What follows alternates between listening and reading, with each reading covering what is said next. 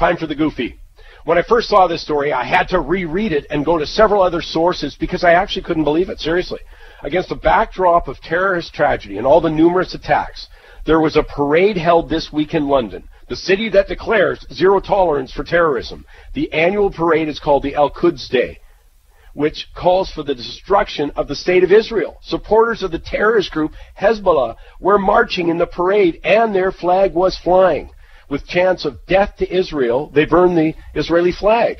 I mean, similar parades were held throughout Europe, including in Berlin and Vienna. As I said, I actually couldn't believe it. A march of hate, condoned. Terrorists openly marching in the streets.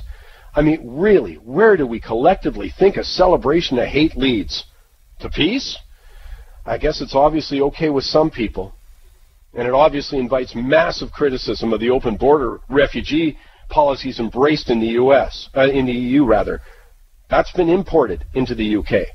I continue to point out that we've allowed extremism to flourish in so many areas of society. We've accepted it. And I can't think of a better example than allowing a hate parade in the center of the UK's cultural capital. That is so beyond any boundary of civil society, which is really the point. There are not boundaries any longer.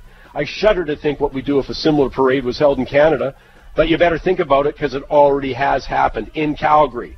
And what does it immediately beget?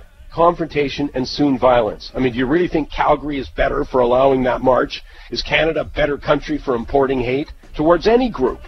Well, you better come up with an answer because it's escalating. Thanks for listening.